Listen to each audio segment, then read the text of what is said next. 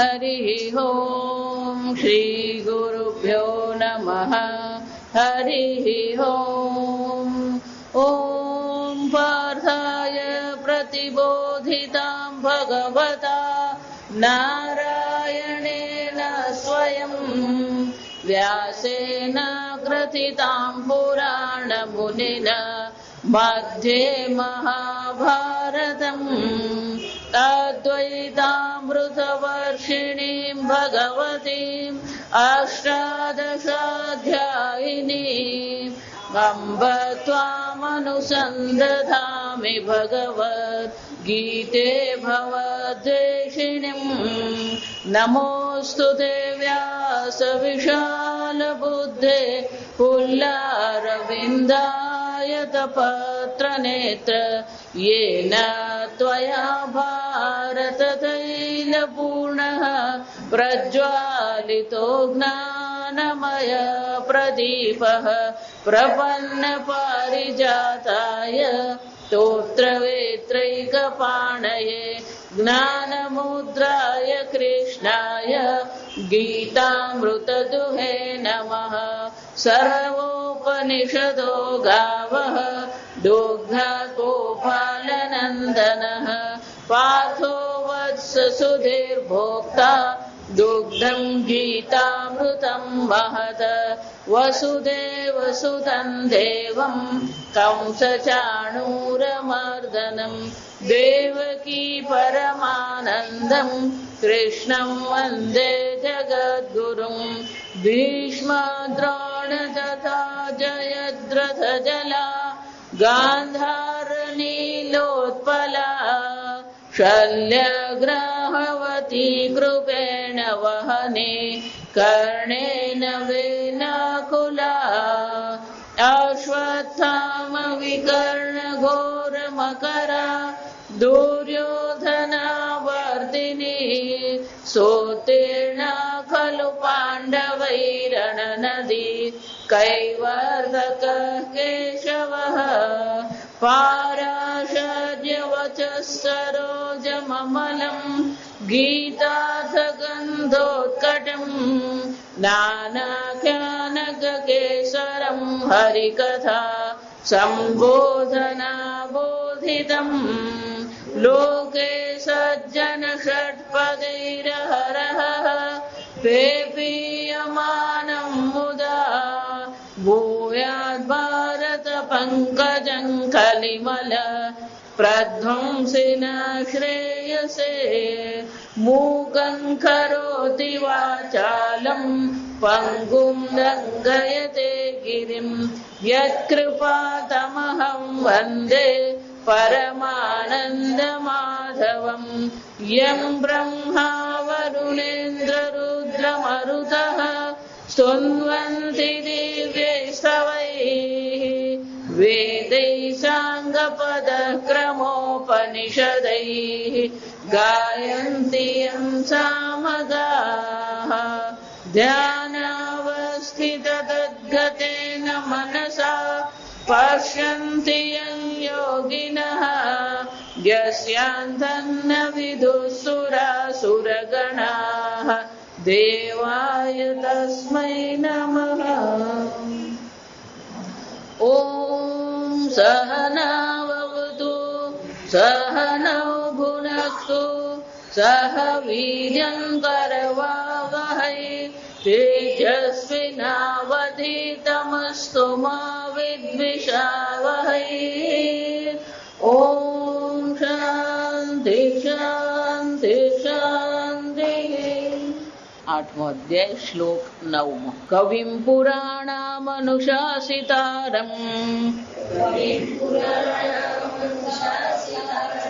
अणोरणीयान् समनुस्मरेद्यः सर्वस्य धातारमचिन्त्य रूपम् आदित्यवर्णं तमसः परस्तात् प्रयाणकाले मनसाचलेन ભક્ત્યા યુક્તો યોગ બલેન ચૈવ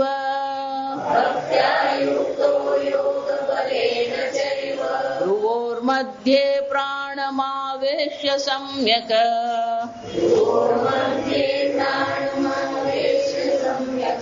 સતમ પરમ પુરુષમુપૈતિ દિવ્યમ.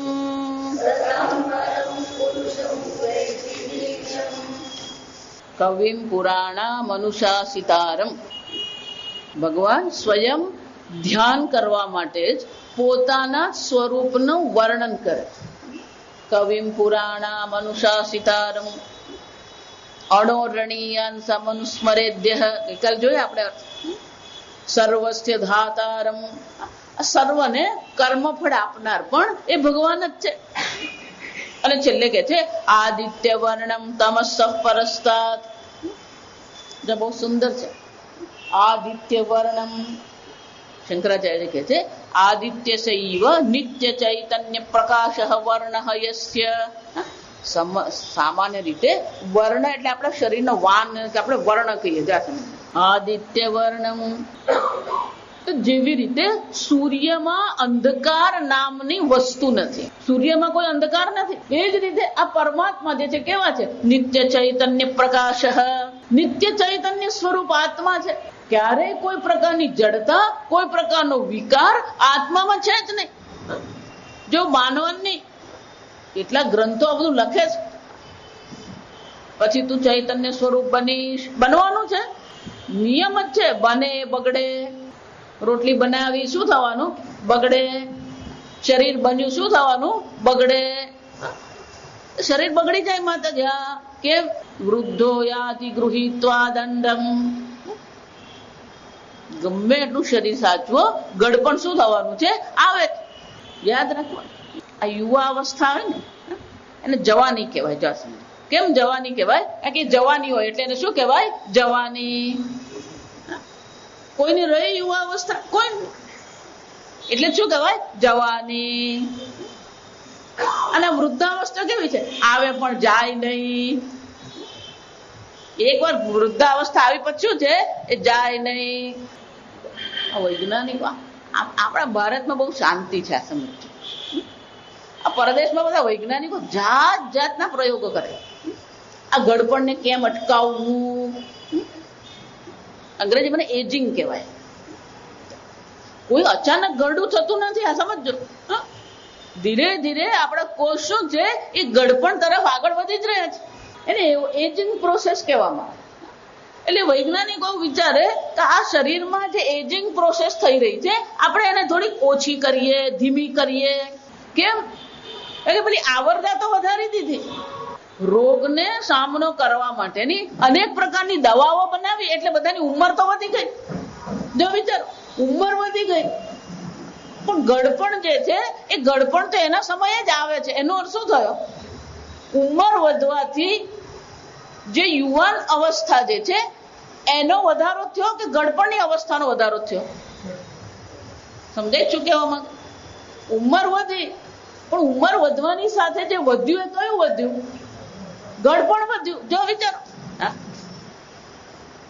ગડપણ વધી ગયું એનો અર્થ શું થયો?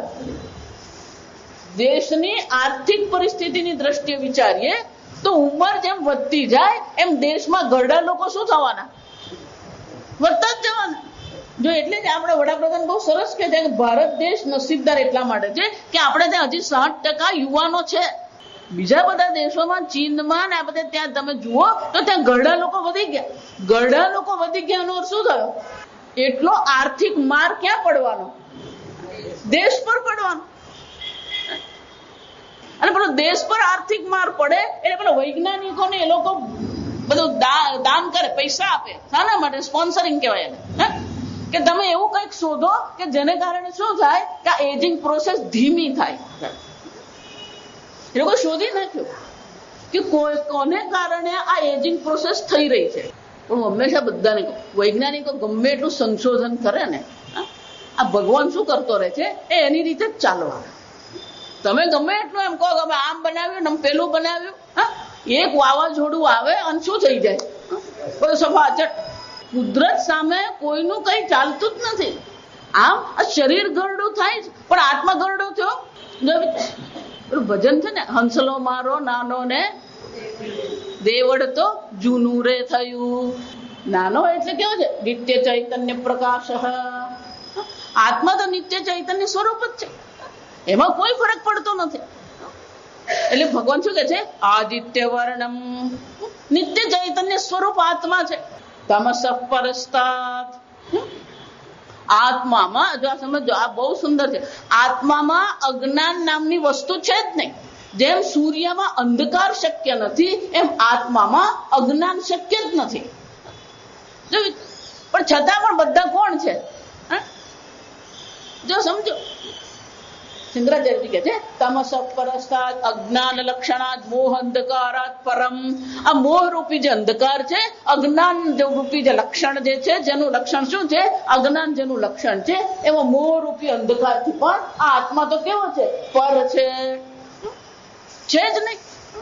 આત્મામાં અજ્ઞાન નામની વસ્તુ શક્ય જ નથી. જેમ સૂર્યમાં અંધકાર શક્ય નથી, એમ આત્મામાં અજ્ઞાન શક્ય જ નથી. અને છતાં પણ શું થાય છે? અવિદ્યાયામ અંતરે વર્તમાનાઃ, બધા બેઠા છે ક્યાં? અવિદ્યામાં જ બધા બેઠા છે. અને છતાં પોતાને શું માને? નારે મારા જેવો ધીર વીર કોણ? માતાજી મને પૂછ્યા વગર લોકો લગ્ન નહીં લે ઘરમાં. આત્મામાં અજ્ઞાન શક્ય નથી, અને છતાં પણ બધા ક્યાં બેઠા છે? અવિદ્યાયામ અંતરે વર્તમાનાઃ. જો આને વિરોધાભાસ કહેવાય. વિરોધાભાસ ભગવાનમાં ને ગીતામાં નહીં, આપણી વિચારસરણીમાં વિરોધાભાસ. જો સંપૂર્ણ ગીતા આ જ દર્શાવે છે કે તમારી વિચારમાં જ ક્યાંક ખોટ છે, જેને કારણે તમે દુઃખી થઈ રહ્યા છો. તમારા દુઃખનું કારણ આ જગત નથી. તમારા દુઃખનું કારણ તમે જે પ્રકારે વિચારો છો એ છે. આપણે હંમેશા દુઃખ પડે ને એટલે શું કહીએ? પેલાને કારણે થયું, પેલાને કારણે થયું, આને આમ કર્યું. હંમેશા દુઃખનું કારણ આપણે અન્યને જ દર્શાવીએ છીએ. અને કોઈ અહીંયા મળે નહીં, શું કરવાનું? આ ભગવાન સાંભળતો નથી એટલે દુઃખનું કારણ કોણ છે? ભગવાન. ભગવાન આવું કેમ કર્યું? આ ભગવાન ઠંડી કેમ પાડે છે? એ તને પૂછવાનું જ બાકી રાખેલું. દુઃખનું કારણ તમારો વિચાર છે, અને એ વિચાર કોને કારણ છે? અજ્ઞાન લક્ષણાત મોહ અંધકારાત. તો આગળ જોઈ ગયા, અજ્ઞાનેન આવૃતમ જ્ઞાનમ તેન મુહ્યંતિ જંતવઃ. આ જે પણ મોહ જે છે, મોહ એટલે કે જે જેવું છે એવું જોવું નહીં. મોહનો અર્થ શું થાય? આત્મા છે, નિત્ય ચૈતન્ય સ્વરૂપ આત્મા છે, એને આપણે ઓળખતા નથી.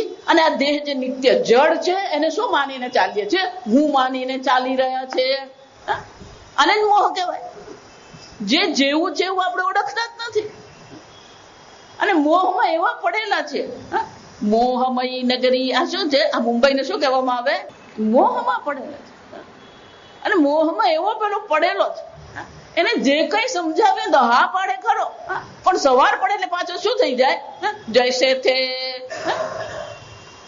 રામદેવ બાબા આવે વલસાડમાં, આખું વલસાડ 4 વાગે ઉઠી જાય. અને રામદેવ બાબા ગયા, બધા પાછા શું થાય? જૈસે થે. અને જ મોહ કહેવાય. જો સમજો, ખબર છે કે આ મને ઉપયોગી છે, પણ પેલો કરે જ નહીં. અમારા સ્વામીજી એટલે બહુ સરસ કહેવાય, પેલો ખાટલા પરથી ઉભો થાય જ નહીં. અને આળસ કહેવાય. ખબર છે શું કરવું છે, શું કરવું જોઈએ ખબર છે. કોઈને શું કરવું જોઈએ કહેવાની કોઈ જરૂર નથી. આ સમજો, બધાને જ ખબર છે, પણ પેલું કરે જ નહીં. એટલે આપણે સામે જેવું માનીએ, જો માતાજી આ છોકરાઓ સાંભળે જ નહીં. છોકરાઓ નહીં, તું કેટલું સાંભળે? જા, તને ડોક્ટરે કીધું છે મીઠાઈની સામે જોવાનું પણ નહીં, તેલ ખાવાનું નહીં, તો શું કરવાનું? સામે બટાકા વડે પડેલા હોવા જ જોઈએ. 2-5 શું થઈ જાય? ઉતરી જ જાય પેટમાં. સ્વામીજી કે કોઈને કશું શું કરવું જોઈએ ને કહેવાની જરૂર જ નથી, બધાને ખબર જ છે. અને છતાં પણ શું છે? પેલું કરી શકતો નથી. જો આ વિચાર, આને શાસ્ત્રમાં પ્રતિબંધક કહેવાય. શું કરવું જોઈએ ખબર છે, પણ એ કરી શકતો નથી. અને શું કહેવામાં આવે? માનસિક પ્રતિબંધક છે. ખબર છે કે આ દુઃખનું કારણ કોણ છે? અવિદ્યા દુઃખનું કારણ છે. અવિદ્યાને કારણે મોહ જન્મેલો છે. અને એટલે શંકરાચાર્યજી બહુ સરસ કહે છે કે આત્મામાં તો અજ્ઞાન પણ નથી અને મોહ નામની વસ્તુ છે જ નહીં. આદિત્ય વર્ણમ તમસ પરસ્તાત, છે જ નહીં. એનો અર્થ શું થયો? આપણે કોની સાથે શિંગડા ફેરવીએ? જો વિચારજો, જે સંસારમાં તમે દુઃખી થઈ રહ્યા છો, જે સંસારને સત્ય માનીને તમે ચાલી રહ્યા છો, ખરેખર એ સંસાર છે કે ખરો? સંસારો યદિ વિદ્યેત નિવર્તયેત ન સંશય. જે નથી એને છે માનીને આપણે શું કરી રહ્યા છે? એની સાથે લડાઈ કરી રહ્યા છે. અને જે છે અને જેનો ક્યારેય અભાવ નથી થતો એને આપણે જોવાનો સમજવાનો પ્રયત્ન જ નથી કરતા. પણ એ પરમાત્મા તો કેવા છે? આદિત્ય વર્ણમ તમસ પરસ, નિત્ય ચૈતન્ય સ્વરૂપ આત્મા છે. જો સંપૂર્ણ કેનોપનિષદ આપણને આ જ સમજાવે છે. પ્રતિબોધ વિદિતમ મતમ. તમારો એક એક વિચાર કોને પ્રગટ કરે છે? એ ચૈતન્ય આત્માને અભિવ્યક્ત કરે છે. જેવી રીતે ઘડો માટીને ઢાંકી શકે, કપડું તાંતણાને ઢાંકી શકે નહીં. જો વિચાર, એ જ રીતે તમારા વિચાર જે છે, શું એ વિચાર ચૈતન્યને ઢાંકી શકે ખરું? નહીં. પ્રતિબોધ વિદિતમ મતમ. દરેક વિચાર એ કોને પ્રગટ કરે છે? ચૈતન્યમાંથી. જેમ માટીમાંથી ઘડો બન્યો, માટીમાં જ રહે છે અને માટીમાં શાંત થઈ જાય છે, એમ દરેક ચૈતન્યમાંથી શું થાય છે? દરેક વૃત્તિ જે છે, દરેક વિચાર ચૈતન્યમાંથી જ ઉત્પન્ન થાય છે, ચૈતન્યમાં જ રહે છે અને ચૈતન્યમાં જ શાંત થઈ જાય છે.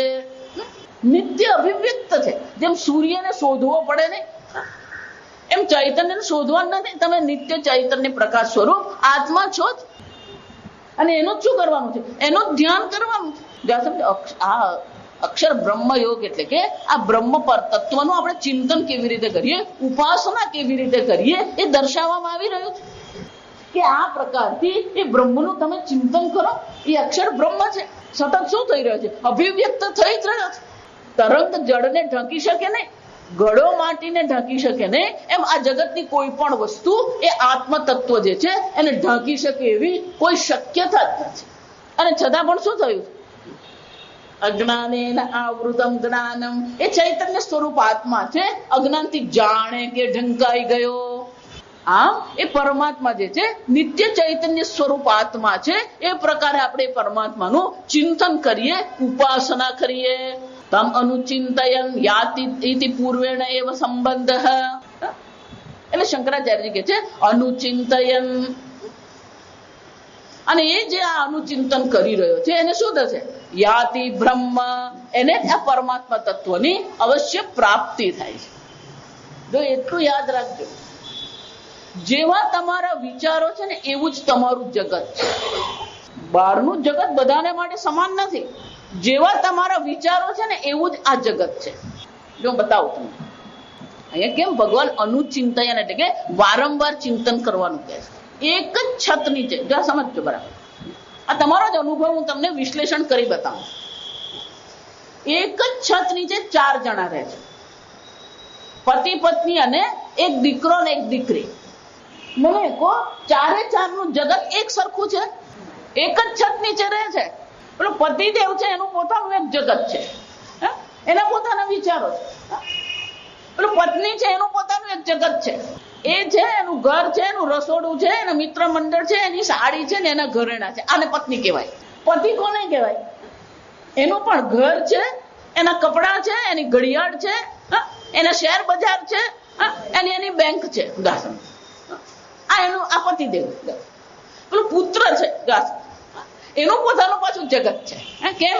એની પાસે પેલી પપ્પાએ 70,000 ની બાઇક લઈ આપી, એટલે એનો મોબાઈલ છે, એનું બાઇક છે, એનું મિત્ર મંડળ છે અને એના પિક્ચર છે. આનાથી ઉપર બીજું કઈ મળે જ નહીં. આ એનું જગત છે. આ પેલી દીકરી છે ને, પુત્રી, એનું પોતાનું જગત છે. કેમ? એને કોસ્મેટિક છે, એના કપડા છે, એનું મિત્ર મંડળ છે. એક જ છત નીચે રહે છે, પણ બધાનું જગત શું છે? એનો શું થાય? બહારનું જગત જગત નથી આપણું. આપણું જગત ક્યાં છે? જેવું આપણે વિચારીએ છીએ ને એવું આપણું જગત. એ જગતમાં જ આપણે રહીએ છીએ. એમાં સમજો બરાબર, તમારું જે જગત જે છે એ તમારા જે વિચારો છે અને બીજી વ્યક્તિનું જગત છે અને એના વિચારો. એમાં જો 2 જણાના 2-5% પણ વિચારો સરખા થાય ને એટલે શું માનવા માંડે? અમે મિત્રો છીએ. મિત્રતા ક્યારે બને? પણ બધા વિચારો સમાન નહીં હોય. સમજો, જે છે એ આપણે જોતા જ નથી. જે નથી એ જગતમાં આપણે રહીએ છીએ અને એ જગતમાં સુખી દુઃખી થતા રહીએ છીએ. જે આપણે ઉપનિષદમાં જોઈ ગયા ને હવે આવશે દ્વાસુપર્ણે સમાને સખાયા. આ એક જ વૃક્ષ છે, પીપલમ વૃક્ષમ. આ એક જ વૃક્ષ, સંસારરૂપી વૃક્ષ છે. એના પર પેલા બે પક્ષીઓ બેઠા છે, ચયુજા સખાયા. બંને કેવા છે? બંનેની પાંખ સમાન છે, બંને સમાન જ છે. પેલો એક કેવો છે? પીપલમ સ્વાદમત્તિ. આ સંસાર વૃક્ષના કર્મફળના સુખ દુઃખ રૂપી અનેક પ્રકારના ખાટા મીઠા ફળ એ ભોગવતો રહે છે. પેલું બીજું પક્ષી છે કેવું છે? અનસ્નમ. એ કઈ ખાતું જ નથી. ઈશ્વર છે, આ પેલો જીવ છે, શું કરતો રહે છે? આ કર્મફળના ખાટા મીઠા ફળ ચાખતો રહે છે, સુખી દુઃખી થતો રહે છે. સયુજ સખાયા. અને બંને કેવા છે? આ બંને સખા છે. કેમ? જો સખા શબ્દ જો હંમેશા કહું કે સંસ્કૃત પકડવાનું. સમ્યક ખ્યાતે ઇતિ સખા. બંને સાથે સાથે જ ચાલે. બંનેની ખ્યાતિ શું છે? સાથે જ ચાલે. પેલો કૃષ્ણ કહીએ એટલે કોણ આવી જવાનું? અર્જુન. રાધા કહીએ એટલે કોણ આવવાનું? કૃષ્ણ. બંને કેવા છે? પેલા સાથે જ હોય. બંનેની ખ્યાતિ કેવી છે? સાથે જ ચાલે. એને સખા કહેવાય. તો જીવ અને ઈશ્વર કેવા છે? આ બે સખા છે. બંનેનું સ્વરૂપ એક જ છે, પણ એક અજ્ઞાનમાં બેઠો છે અને ખાટા મીઠા કર્મ ફળ ખાતો રહે છે. પણ બીજો ઈશ્વર છે, કોણ છે? સાક્ષી સ્વરૂપે આ બધું જોતો રહે છે. આમ આપણા અજ્ઞાનને કારણે પેલો અજ્ઞાનમાં પડેલો છે, અનેક પ્રકારની ઈચ્છાઓ કરતો રહે છે, અનેક પ્રકારના કર્મ ફળ ભોગવતો રહે છે. આમાંથી છૂટવું હોય તો શું કરવું જોઈએ? પેલો અર્જુનનો પ્રશ્ન હતો ને, પ્રયાણ કાલે ચ કથમ જ્ઞેયોસ્મિ.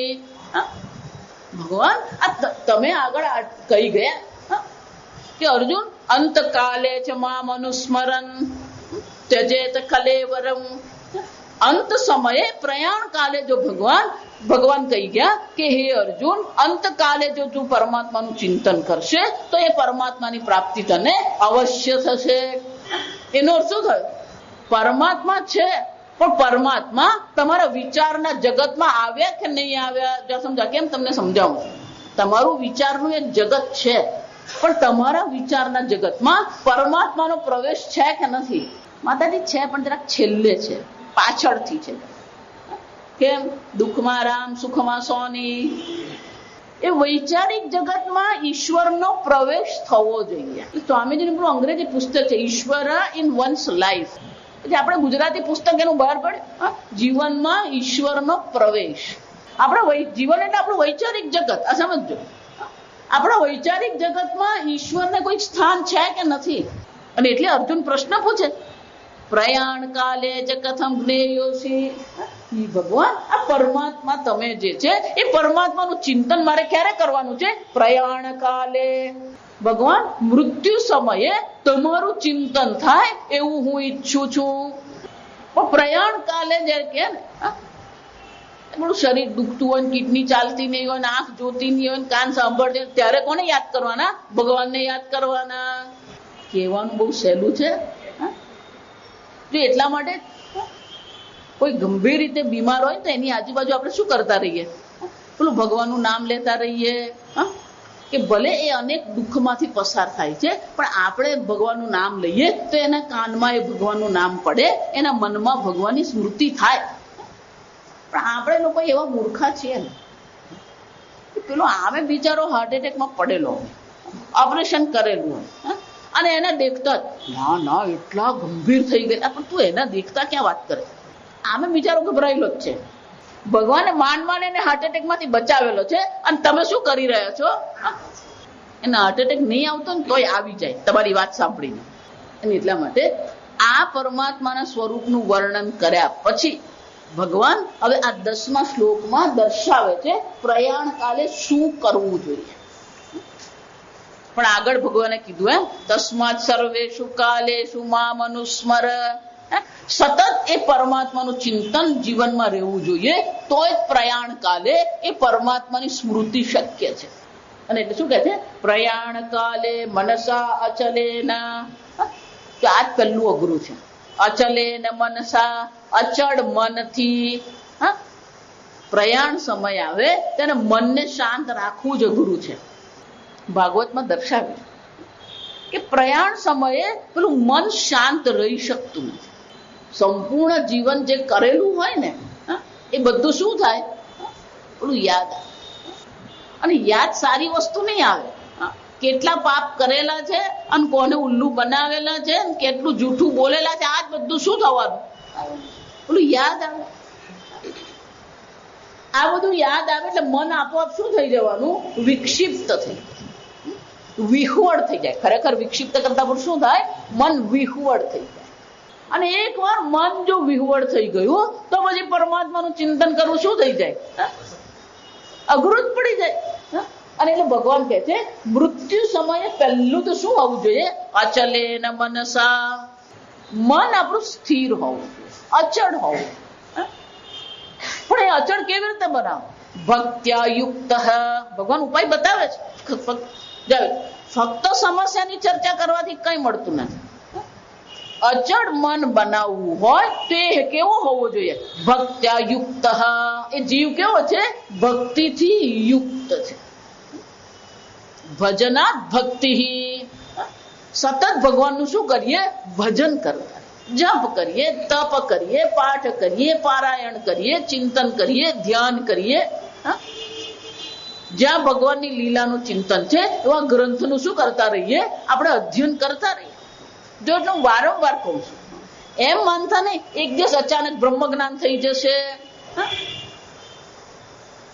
રોજ એક પાનું વાંચો. તમને વેદાંત અઘરું પડે છે, ઉપનિષદ અઘરું પડે છે, તો રોજ શું કરો, એક ભાગવતનું પાનું વાંચો. માતાજી ભાગવત અઘરું પડે, ડોંગરે મહારાજનું ભાગવત વાંચ, કંઈક વાંચો. જો તૈત્રીય ઉપનિષદમાં આપણે ભણી ગયા, સ્વાધ્યાય પ્રવચનાભ્યામ ન પ્રમાદિતવ્યમ. રોજ એક પાનું, વધારે હું કહેતી જ નથી. 24 કલાકમાંથી રોજ તમારે શું કરવાનું છે, એક ગ્રંથ પકડવાનો અને એક પાનું રોજ વાંચવાનું. શિવ પુરાણ વાંચો, પણ દેવી ભાગવત વાંચો, કઈ પણ વાંચો, પણ શું કરો, વાંચતા, સ્વાધ્યાય કરવાનો. આ તમે અષ્ટાંગ યોગ જુઓ ને, એમાં પણ યમ અને નિયમ. યમ એટલે અહિંસા, સત્ય, પરિગ્રહ, આ બધા કેવા છે, અન્ય લોકોની દ્રષ્ટિએ આપણો વ્યવહાર કેવો હોવો જોઈએ, અને યમ કહેવામાં આવે. નિયમ કોને કહેવામાં, તમારા જીવનમાં શું હોવો જોઈએ, કેટલાક નિયમો હોવા. સંતોષ, શૌચમ, સ્વાધ્યાય, ઈશ્વર પ્રણિધાનમ. સંતોષ, જીવનમાં જે મળે ને એમાં આપણે શું કરીએ, સંતોષ માનીએ. જો સંતોષ નહીં હોય ને તો સતત મન તમારું ફરિયાદ કરતું જ રહેવાનું. અસંતોષી મન સતત શું કરતું રહેવાનું, ફરિયાદ જ કરે. અને ફરિયાદ કરતું મન હોય એ સતત વિક્ષિપ્ત હોય. સંતોષ, શૌચમ. શૌચમ એટલે કે બાહ્ય શુદ્ધિ પણ હોવી જોઈએ, આંતરિક શુદ્ધિ પણ હોવી જોઈએ. એક ભાઈએ ઘર લીધું કે માતાજી આવો, પણ કે માતાજી અહીંયા હવે ભગવાનને ક્યાં મૂકીએ, સ્ટોર રૂમમાં મૂકવું, કેમ કોઈ જગ્યા નથી ને માતાજી, ક્યાંય કોઈ જગ્યા નહીં, આ ફ્લેટ બહુ નાનો છે. એટલે પેલા સ્ટોર રૂમમાં ભગવાન મૂકી જા. સાંભળ, થોડાક મહિના પછી પાછી હું ગઈ, પેલા ભગવાનની આગળ ઘઉંનો લોટનો ડબ્બો. જો તમારા ઘરમાં ભગવાનને સ્થાન નથી, તમારા જીવનમાં ભગવાનને સ્થાન નથી, તો તમારા વૈચારિક જગતમાં ભગવાનને સ્થાન મળશે? તમે ભગવાનને એક સ્થાન તો આપો. કેટલાક લોકો દાદરની નીચે ભગવાન રાખે છે. લોકો જાત જાતની જગ્યા શોધી કાઢે છે. દાદર એ સ્થાન છે જેની ઉપર તમે ચાલો છો, અને તમે જ્યાં ચાલો ત્યાં નીચે ભગવાનને રાખી શકાય? અમેરિકા જઈએ, પેલું પૂછે માતાજી ગેરેજમાં બેસીને ધ્યાન કરવું. શૌચમ, શૌચમ એટલે શું છે, બહાર પણ સ્વચ્છતા હોવી જોઈએ, પવિત્રતા હોવી જોઈએ, આંતરિક પણ શું હોવું જોઈએ, સ્વચ્છતા અને પવિત્રતા. સંતોષ, શૌચ, તપઃ. તપતી તપઃ. આપણી ઇન્દ્રિયો, આપણું મન, આપણી બુદ્ધિ, આપણા શરીરને થોડુંક શું કરવું જોઈએ, તપાવવું જોઈએ. કેમ? આ તપાવીએ ને તો જ શુદ્ધ થાય. પાણીને શુદ્ધ કરવું હોય તો શું કરવું પડે, ઉકાળવું પડે. સોનાને શુદ્ધ કરવું હોય તો શું કરવું પડે, એમાં તપશ્ચર્યા પણ શું કરે છે? આપણું શરીર, આપણું મન, આપણી ઇન્દ્રિયોને શું કરે? એ શુદ્ધ કરે. તપતિ ઇતિ તપઃ, એને તપાવીએ. માતાજી તપાવવાનું છે, ગેસ પર બેસીને તપાવવાનું છે. ઇન્દ્રિયોને તપાવવું એટલે કે ઇન્દ્રિયોને એમના વિષયોથી થોડા વખત માટે શું કરીએ? મુક્ત કરીએ. ભલે ખાવાનું મન થાય પણ શું કહેવાનું? આજે ગુરુવાર છે, માતાજી શ્રાવણ મહિનો છે, શું કરવાનું? એક જ વાર ભોજન કરવાનું. આ માણસ છે ને બહુ ઉસ્તાદ છે. પેલો એકાદશી હોય ને એટલે પેલો એકાદશી મોટે ઉપાડે એકાદશી કરે જાફન, અને ભૂલે ચૂકે જો એકાદશી દિવસે પેલા મહેમાન આવ્યા એટલે પેલા બહેનોએ કંઈક તો બનાવવું જ પડે. એટલે પછી પેલો આજે જ તે લાપસી બનાવી, આજે મારે એકાદશી છે, આ બોલ્યો ને એટલે એની એકાદશી તૂટી ગઈ. કેમ? કારણ કે વૈચારિક રીતે તો એને લાપસીનો શું કરી દીધો? ભોગ કરી જ દીધો. તપશ્ચર્યા કોને કહેવાય? ભલે આ લાપસી મને ભાવે છે, આજે લાપસી બનાવી છે, હું નહીં ખાઉં, તો આ તપશ્ચર્યા. તપઃ સ્વાધ્યાય. સ્વાધ્યાય એટલે શું છે? રોજ શાસ્ત્રનું અધ્યયન થવું. અને છેલ્લે શું કે છે? ઈશ્વર પ્રણિધાનમ, ઈશ્વરની શરણાગતિ. ગમે એટલી તમે પૂજા ભગવાનની કરો ને, અને ગમે એટલી માળા કરો, એ પુણ્ય કર્મ છે, તમને પુણ્ય આપશે. જો સમજો બરાબર, એમાં ના નથી. તમે જેટલું ભગવાનનું નામ લેશો ને, જેટલી માળા કરશો ને, જેટલી પૂજા કરશો ને, જેટલી 4 ધામની યાત્રા કરશો, તમને પુણ્ય મળવાનું છે. પણ એ પુણ્યનું ફળ ક્યારે મળશે તમને ખબર છે? એ પેલી ડિપોઝિટ કરી, પણ ફિક્સ ડિપોઝિટ નથી. કારણ કે ફિક્સ ડિપોઝિટમાં તમને ખબર છે 5 વર્ષે મળવાનું. પણ આ ડિપોઝિટ કેવી છે? તમને ખબર જ નથી એનું કર્મફળ ક્યારે પડવાનું. પણ તત્કાળ જો એ ફળ જોઈતું હોય તો શરણાગતિ. તમે તિરુપતિ જાઓ ને, વિશિષ્ટ અદ્વૈત કહેવાનું, સંપૂર્ણ વિશિષ્ટ અદ્વૈત જે છે એ આ શરણાગતિ પર આધારિત છે. સવારે ઉઠે ત્યાંથી જ એના મનમાં એક જ ભાવ છે, હું ઈશ્વરને શરણે છું. સૂઈ જાય ત્યારે પણ કયો ભાવ છે? હું ઈશ્વરને શરણે છું. ઈશ્વરની શરણાગતિ. ઈશ્વરની શરણાગતિ એટલે કે ડગલે ને પગલે આપણે જોતા રહીએ કે ઈશ્વર આપણા જીવનમાં કેટલું કરી રહ્યો છે. આપણને એમ લાગે છે કે હું કરું છું, પણ ખરેખર કરવા વાળો કોણ છે? ઈશ્વર છે. શરણાગતિ એટલે સતત ઈશ્વરના સાનિધ્યનો અનુભવ કરો. જે પેલું બાળક હોય, જો હંમેશા દ્રષ્ટાંત આપો, પેલું નાનું બાળક હોય, ધારો કે બાગમાં મમ્મી લઈ જાય તો પેલું થોડો વખત પેલા મમ્મીના ખોળામાં બેસી રહે, કારણ કે પેલું મમ્મીથી અલગ થવા માંગે ને. ધારો કે પહેલે દિવસે ખોળામાં બેસી રહ્યું, પેલું બીજે દિવસે લઈ જાય. પેલા છોકરાઓ રમતા હોય એટલે ધીમે રહીને શું કરવાનું? પેલું રમવા જશે, એ રમશે, પણ રમતા રમતા એની એક આંખ કઈ બાજુ હોય? મમ્મીને જોતો જ હોય. અને ભૂલે ચૂકે જો મમ્મી ત્યાંથી ઉઠીને બીજે ગઈ અને એને મમ્મી દેખાય નહીં એટલે શું થવાનું? એ જ્યાં ઉભો હોય ને ત્યાં જ ઉભો રહી જાય અને પછી શું કરે? મમ્મી જાય. અને આટલા છોકરાઓ રમતા હોય, આટલો અવાજ થઈ રહ્યો હોય, એની મમ્મી બાગમાં ગમે ત્યાં હોય, પેલો મમ્મી એમ બોલે, મમ્મી સાંભળે કે નહીં સાંભળે? એ સુરક્ષા ક્યાં અનુભવે છે? પેલો મમ્મીના સાનિધ્યમાં, મમ્મીની હાજરીમાં. મમ્મી છે તો એ શું કરવાનું? રમતો રહેશે, છૂટથી રમશે. એમ આપણે પણ જો આ જગતમાં જીવવું હોય, આનંદથી રમવું હોય, તો શાનો અનુભવ કરવાનો? ઈશ્વરના સાનિધ્યનો અનુભવ કરીએ, ઈશ્વરની શરણાગતિનો અનુભવ કરીએ. ઈશ્વર સતત મારી સાથે છે, હું ક્યારેય ઈશ્વરથી દૂર થતો નથી. અને શું કહેવાય? ભક્ત્યાયુક્ત. એ કેવો છે? ભક્તિથી યુક્ત છે. પ્રયાણ કાલે મનસા અચલેન ભક્ત્યાયુક્ત. ક્યારેય પોતાના ઈશ્વરથી એ દૂર જોતો જ નથી, સતત ઈશ્વરના સાનિધ્યનો એ અનુભવ કરતો રહે છે. જે સ્વામીજીનું આ વાક્ય છે, સ્વામીજીના કેટલાક વાક્યો છે ને, પેલા મહાવાક્ય જેવું છે. સ્વામીજી અમને પહેલેથી કહેતા, more Ishwara in life, more relax you R.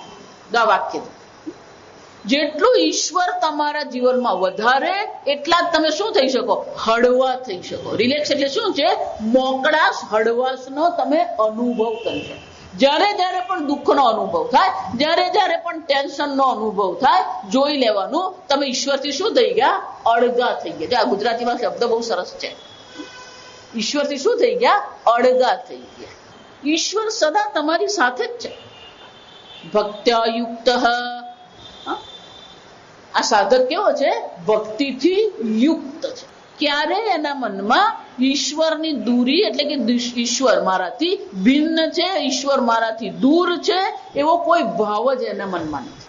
નાની હતી, આમાં મોટું પરિવાર, 5 ભાઈ બહેનો, મમ્મી પપ્પા, દાદી, મોટું ઘર.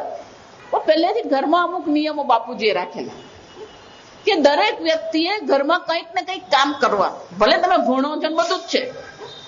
ત્યારે હું આપણા 6થા 7મા ધોરણમાં ભણતી. એટલે નાના હોય ને શું કામ કરાવવાનું? કંઈક તો કરાવવાનું. એટલે પેલું રાત્રે વાસણ ધોવાનું કામ મારું એક જ કામ. એ કયું કામ? પેલા રાત્રે વાસણ ધોવાનું. દાદીના વખતે એવો નિયમ હતો કે એઠા વાસણ ઘરમાં રાખવાના નહીં. હકીકત તમને કેમ? રાત્રે લક્ષ્મી ઘરમાં આવે.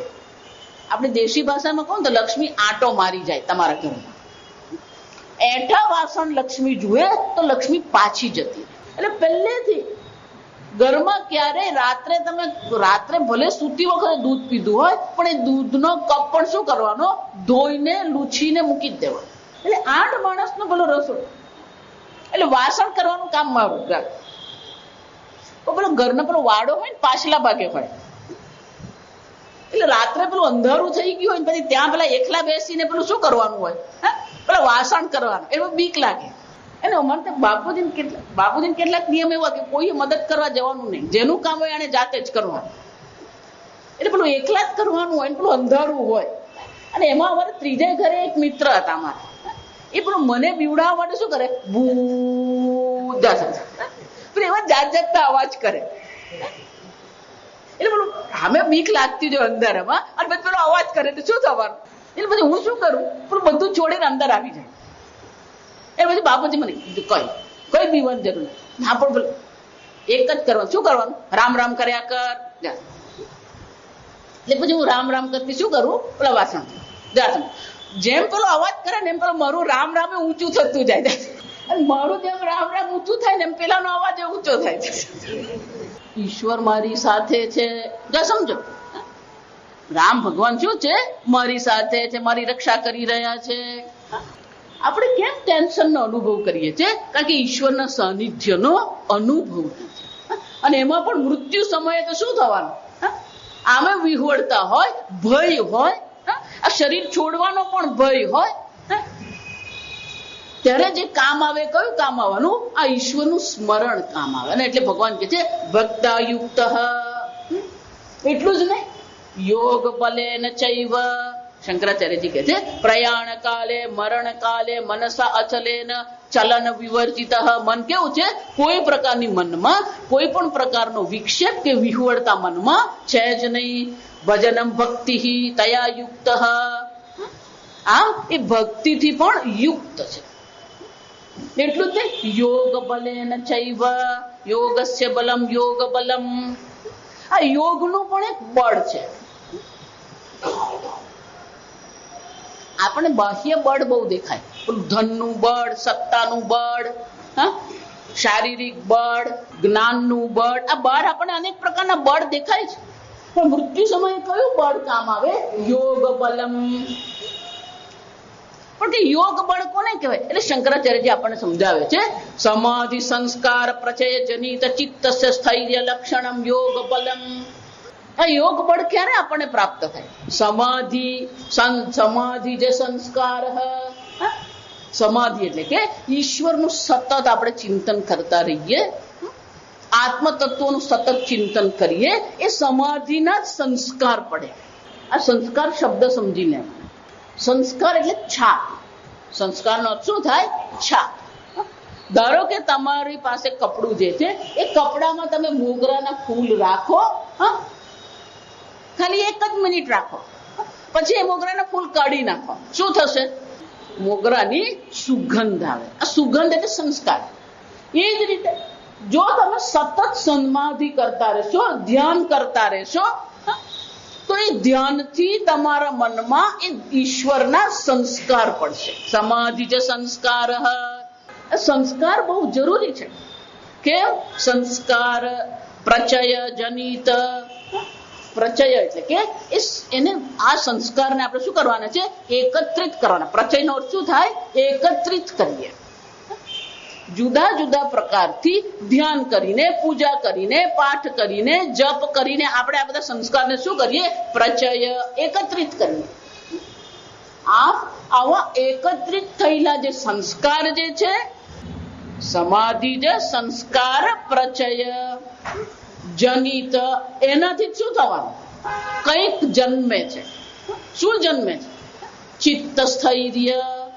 ચિત્તની સ્થિરતા ક્યારે આવે છે? અનેક વર્ષોની ભક્તિ, અનેક વર્ષોની તપશ્ચર્યા, અનેક વર્ષોના અધ્યાન, જપ, તપથી શું થવાનું? આપણા મનમાં જે સંસ્કાર પડે છે, અને એ સંસ્કાર જ્યારે એકત્રિત થાય છે ત્યારે આપણું મન શું થાય છે? સ્થિરતા પ્રાપ્ત કરે છે. અને એ મનની જે સ્થિરતા છે, શંકરાચાર્ય કહે છે ચિત્ત સ્થૈર્યમ લક્ષણમ યોગ બલમ. આ યોગ બળનું લક્ષણ શું છે? ચિત્તની સ્થિરતા. કંઈ પણ થઈ જાય તમારું મન સ્થિર રહેવું જોઈએ. આપણી મુશ્કેલી એ છે કે નાની વસ્તુમાં પણ આપણું મન શું થઈ જાય છે? તત્કાળ અસ્થિર થઈ જાય. ગાડી ચલાવી રહ્યા છે, સામે પેલો રિક્ષા વાળો તરા આવી ગયો, આપણી મગજ શું થઈ જવાનું? હટી ગયું. ચિત્તની સ્થૈર્ય. પહેલાના જમાનામાં પેલા રમકડામાં એક પેલી ઢીંગલી આવતી. એ ઢીંગલીને તમે આમ હલાવો ને એટલે આમ ડોલે. ડોલે થોડીક વાર પછી પાછી શું થઈ જાય? પેલી કદકડાની એ ઢીંગલી આવતી. પણ નીચે શું કરેલું હોય? પેલું લોખંડનો પેલો એક ગોળ લોખંડનું પેલું ચપટું લોખંડ મૂકેલું, એટલે એનું વજન હોય. એટલે તમે જયારે એને ડોલાવો ને, પેલું ડોલે ખરી, પણ પાછી શું થઈ જાય? પેલું લોખંડના વજનને કારણે એ પાછી સ્થિર થઈ જાય. એમ આપણા જીવનમાં પણ કઈક પ્રસંગ બને. પ્રસંગ બન્યો ખરો, થોડાક વખત માટે મન આપણું થોડુંક ડગમગી ગયું ખરું, પણ આ જો યોગ બળ આપણી પાસે હશે તો તત્કાળ આપણું મન પાછું શું થઈ જાય? સ્થિર થઈ જાય. એવું જરૂરી નથી કે કઈ અસર ન થાય. ટ્રેનના ડબ્બા હોય ને, એ ડબ્બાની વચ્ચે પેલું બફરિંગ કહેવાય એને. આપણને એવું લાગે કે પેલું આમ મોટું ગોળ લોખંડનું છે ને એની સાથે પેલો આમ પાઇપ છે, પણ ખરેખર એની અંદર શું હોય? પેલી મોટી સ્પ્રિંગ હોય. લોખંડની મોટી શું હોય? સ્પ્રિંગ અંદર હોય. એટલે જયારે પેલા બે ડબ્બાના જયારે એકબીજાની સાથે અથડાય ત્યારે પેલી અંદરની સ્પ્રિંગ દબાય. એનો અર્થ શું થાય? આ અથડામણનો જે આઘાત જે છે, એ આઘાત ડબ્બાને મળવાને બદલે કોણે લઈ લીધો? એ પેલી સ્પ્રિંગ આઘાત શોષી લે. એટલે આપણને આંચકો તો લાગે, જયારે ટ્રેનમાં બ્રેક મારવામાં આવે ત્યારે આઘાત લાગે, પણ આઘાત આપણને ખાલી 5% લાગે. બાકીનો 95% આઘાત કોણે લઈ લીધો? પેલી અંદર સ્પ્રિંગ છે એને. એમ આપણે જો ભગવાનની ભક્તિથી યુક્ત છીએ તો જીવનમાં જે કઈ પ્રસંગ બને એ આઘાત આવે ખરો, પણ આઘાત શું થઈ જાય? પેલું બફરિંગ કરી જાય. આ ભક્તિ બફરિંગ નું કામ કરે. આ યોગ બળ શાનું કામ કરે? આ બફરિંગ નું કામ. કેમ? કારણ કે આ મનુષ્ય છે, મનુષ્ય પાપ પુણ્યથી યુક્ત છે, એટલે પાપ અને પુણ્ય આપણા જીવનમાં રહેલા જ છે, અને પાપ છે તો જીવનમાં આઘાત પણ શું થવાના? આવવાના જ છે. કોઈ પણ વ્યક્તિ એવું કહી શકે મારું જીવન સીધું પાટા પર ચાલનારું છે? દરેકના જીવનમાં ક્યાંક ને ક્યાંક અને ક્યારેક ને ક્યારેક શું થવાના? આઘાત આવતા જ હોય છે. પણ એ આઘાતને સહન કરવાની જે શક્તિ છે ક્યાંથી મળે છે? યોગ બલેન ચ યુક્તઃ. આ યોગ રૂપી જે બળ જે છે, જેને કારણે શું થયું છે? ચિત્ત સ્થૈર્યમ. આપણું ચિત્ત કેવું છે? સ્થિર રહે છે, ડગીમગી નહીં જાય. એટલે ભગવાન કે છે પ્રયાણ કાલે 3 વસ્તુ કીધી. મૃત્યુ સમયે ભગવાન કે છે આ 3 વસ્તુ આપણા વ્યક્તિત્વમાં હોવી જોઈએ.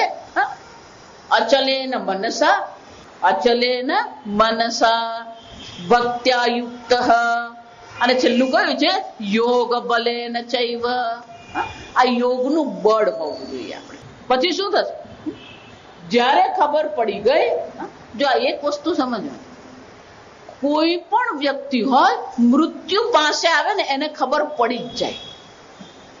આ સમજ, કોઈ વ્યક્તિ એવું કહી શકે જ નહીં, ભલે એનું મૃત્યુ અચાનક થયું હોય પણ એને અંદરથી શું છે એને ખબર પડી જ ગઈ હોય. જો હમણાં જ ગયા વર્ષે એક ભાઈ ગુજરી ગયા, સત્સંગી આપણે, પેલી કિડની ફેલ થઈ, વર્ષોનો ડાયાબિટીસ ને શું થયું, આ ડાયાબિટીસની સીધી અસર છે ને તમારી કિડની પર પડે, એટલે કિડની ફેલ થાય. એ કિડની ફેલ થઈ એમને, પણ શરીર એમનું સ્ટેબલ હતું, એટલે ડોક્ટરે કીધું બીજું કઈ કરવાની જરૂર, તમે ઘરે રાખો એમને. એટલે ઘરે જતા હું મળવા ગઈ, ત્યાં પાઠ કર્યો, બધું જ કર્યું. છોકરાઓ પણ જોયું કે હવે પપ્પાનું સ્ટેબલ છે એટલે બધા ધંધા નોકરી નીકળી ગયા છોકરાઓ. એટલે સવારે એમને પેલી થોડીક ચા પીવડાવી, થોડું કંઈક ખવડાવ્યું, છોકરાઓ ગયા. એટલે પેલા પતિ પત્ની બંને એકલા જ. એ થોડીક વાર થઈ ને એટલે પેલા ભાઈએ એની પત્નીને કહેવા માંડ્યું, તું મને નીચે સુવડાવી દે, તું મને નીચે સુવડાવ, તું મને નીચે સુવડાવ. જો વિચારો, એટલે પેલા બેન કે હું મારા એકલાથી થાય ને, હમણાં 12, 12:30 વાગે એ લોકો જમવા આવશે ને ત્યારે હું કહીશ, ત્યારે એ તમને શું કરશે, નીચે સુવડાવશે. કેમ? કારણ કે એમને શું થઈ ગયેલું, પેલી ખબર પડી ગઈ. અને પાકા વૈષ્ણવ, એટલે વૈષ્ણવ લોકો ક્યારેય પેલા પથારી પર રહે નહીં. જો એટલે એ કયા જ કરે, તું મને નીચે સુવડાવ, તું મને નીચે સુવડાવ. પેલા બેનને ખ્યાલ જ નહીં આવે, એમને એમ થયું ખબર નહીં, એમને કઈક ઈચ્છા થઈ ગઈ નીચે સુવાની, એટલે એમણે પેલું હળવાશથી લીધું. પેલા છોકરાઓ ઘરે આવે એટલે કે જો ને તારા પપ્પા કહે છે નીચે સુવડાવો, પણ છોકરાએ ગંભીરતાથી લીધું નહીં. એટલે કે મમ્મી કયા કરે, એમને ખબર નથી પડતી, તું રવા દે ને કે એમને સુવડાવી રાખ. એટલે છોકરાએ પણ પેલું પપ્પાનું સાંભળ્યું નહીં અને પાછા નોકરીએ જતા. 6 વાગે ત્યારે ફરીથી એમણે આગ્રહ કર્યો કે તું મને નીચે સુવડાવી દે, અને 6:30 વાગે એમનો જીવ છૂટી ગયો. જાય વિચાર, ભગવાન આડકતરી રીતે તમને શું કરતો હોય છે, સંદેશો આપી જ દે. અને એટલે ભગવાન અહીંયા આગળ કહે છે કે જ્યાં આપણને સંદેશો મળી ગયો તો શું કરવાનું, ભ્રુવોર મધ્યે પ્રાણમાવેશ્ય. જો આગલા 3 લક્ષણ જો એ સાધકમાં હશે તો મૃત્યુ સમયે આ બીજી પંક્તિમાં જે દર્શાવ્યું ને એ કરી શકે. જો આગલા 3 નહીં હોય તો આ બીજી પંક્તિમાં ભગવાન જે કરવાનું કહે છે એ કરી શકશે નહીં. જો આ સમજ, ભગવાન કહે છે એકવાર ખબર પડી ગઈ આ શરીર છોડવાનો સમય થઈ ગયો છે તો એને શું કરવું છે, પ્રાણમાવેશ્ય ભ્રુવોર મધ્યે. જો 5મા અધ્યાયમાં પણ આપણે જોઈ ગયા, ભ્રુવોર મધ્ય એટલે કે આ આજ્ઞા ચક્ર જેને આપણે કહીએ છીએ, એની વચ્ચે શું કરવાનું, પ્રાણને ત્યાં ખેંચી લેવાનું, પ્રવેશ કરાવી દેવાનો. એકવાર પ્રાણને ભ્રુવોની મધ્યમાં, આપણે ભ્રમરની મધ્યમાં કરી દીધું, પછી શું કરવાનું, સતમ પરમ પુરુષમ ઉપૈતિ દિવ્યમ. એકવાર પ્રાણને ત્યાં લઈ લીધો અને અનુચિંત, એટલું યાદ રાખવાનું છે. પ્રાણ એ ભ્રમરની મધ્યમાં પ્રાણ આવી ગયા અને ચિંતન કોનું કરી રહ્યો છે, કવિમ પુરાણમ અનુશાસિતારમ. આમ એ પ્રાણને સ્થિર કરી દે છે, ભ્રુવોર મધ્યમાં એના પ્રાણને સ્થિર કરીને એ દિવ્ય પુરુષનું શું કરતો રહે છે, ચિંતન કરતો રહે છે. અને ભગવાન કહે છે આ પ્રકારથી જે પરમમ પુરુષમ, શંકરાચાર્ય કહે છે પૂર્વમ હૃદય પુંડરીકે વશીકૃત્ય ચિત્તમ. પહેલા આ હૃદય કમળમાં પોતાના ચિત્તને વશમાં કરી લેવાનું છે. તતઃ ઉર્ધ્વગામિન્યા નાડ્ય ભૂમિ જય ક્રમેણ. જો પ્રશ્ન ઉપનિષદમાં આપણે જોઈ ગયા કે આ હૃદય કમળ જે છે એ હૃદય કમળમાંથી પહેલા 101 નાડી નીકળે છે, એમાંથી પછી પેલી 72 નાડી. જો આ સમજો, 72 નાડી ને 72 નાડીમાંથી 101 નાડી નીકળે અને 72,000 નાડી આપણે કહીએ છીએ. તો આપણા હૃદયમાંથી આ 72,000 નાડીઓ જે છે એ નાડીઓ દ્વારા સંપૂર્ણ શરીરમાં આ પ્રાણ શું કરે છે, વિચરણ કરે છે. અને એટલે શંકરાચાર્યજી કહે છે કે શું કરવાનું, પૂર્વમ પહેલા શું કરવાનું છે, યોગ બળથી આ જે નાડી જે છે વશીકૃત્ય હૃદય પુંડરી કે પહેલા બધી નાડીને ક્યાં સ્થાપિત કરવાની, હૃદય કમળમાં, અને ત્યાંથી ભૂમિ જય ક્રમેણ, અને એ હૃદયમાંથી એને ક્યાં લઈ જવાની છે, આ પ્રાણ ભમરના મધ્યમાં એને શું કરવાનું, એ પ્રાણને સ્થાપિત કરવાનું. જો આ બધું પણ જીવનભર આ બધું કર્યું હોય ને તો શક્ય બને. શંકરાચાર્યજી કહે છે આ પ્રકારથી તતઃ ઉર્ધ્વગામિન્યા નાડ્યા, આ હૃદયમાંથી એક નાડી ઉપર જાય છે. એ નાડી દ્વારા પ્રાણને ક્યાં લઈ જવાનું? આ ભ્રમરના મધ્યમાં લઈ જવાનું. ભ્રુવોર મધ્ય પ્રાણમાવેશ્ય સ્થાપયિત્વા, આ પ્રકારથી પ્રાણને ત્યાં સ્થાપિત કરવાનો. પછી શું કરવાનું? કવિમ પુરાણમ ઇત્યાદિ લક્ષણમ પરમમ દિવ્યમ પુરુષમ. આ જે પરમ દિવ્ય, પરમ એટલે કે જે અનંત પરમાત્મા છે, દિવ્ય એટલે કે ચૈતન્ય સ્વરૂપ જે આત્મા છે, એ દિવ્ય પરમાત્મા સ્વરૂપ જે આત્મા જે છે એનું ચિંતન કરતા રહેવાનું. પ્રતિપદ્યતે દિવ્યમ દ્યોતનાત્મકત્વાત, જે પ્રકાશ સ્વરૂપ ચૈતન્ય સ્વરૂપ આત્મા જે છે એનું એ ચિંતન કરતો રહેશે. અને એ ચિંતન કરતા કરતા જ્યારે પ્રાણ આ શરીરને છોડે છે ત્યારે શું થાય છે? પરમમ પુરુષમ ઉપૈતિ. એને કોની પ્રાપ્તિ થાય છે? એને પરમાત્માની પ્રાપ્તિ અવશ્ય થાય છે. આમ આ 3 શ્લોકમાં સમજો, 8મા 9મા અને 10મા અધ્યાય શ્લોકમાં. 8મા અધ્યાયથી ભગવાને શરૂ કર્યું અભ્યાસ યોગ યુક્તેન.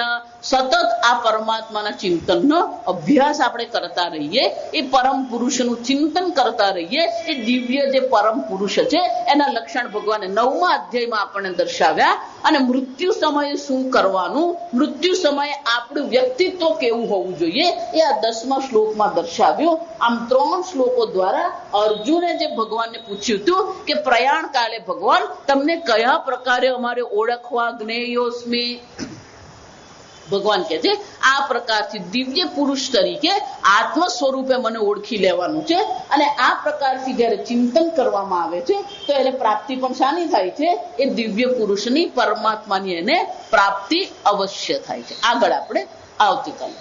ઓમ સ્વસ્તિ પ્રજાભ્યઃ પરિપાલયન્તામ ન્યાયેન માર્ગેણ મહિં મનીષાઃ ગોબ્રાહ્મણેભ્યઃ શુભમસ્તુ નિત્યં લોકા સમસ્તા સુખિનો ભવન્તુ કાલે વર્ષતુ પર્જન્યઃ પૃથ્વી સસ્યશાલિની દેશોऽયં ક્ષોભરહિતઃ બ્રાહ્મણા સन्तુ નિર્ભયાઃ ઓમ સર્વેષાં સ્વસ્તિર્ભવતુ સર્વેષાં શાંતિર્ભવતુ સર્વેષાં પૂર્ણં ભવતુ સર્વેષાં મંગલં ભવતુ સર્વે ભવन्तુ સુખિનઃ સર્વે સन्तુ નિરામયાઃ સર્વે ભદ્રાણિ પશ્યन्तુ મા કશ્ચિદ દુઃખભાગ ભવેत् असतो मा सद्गमय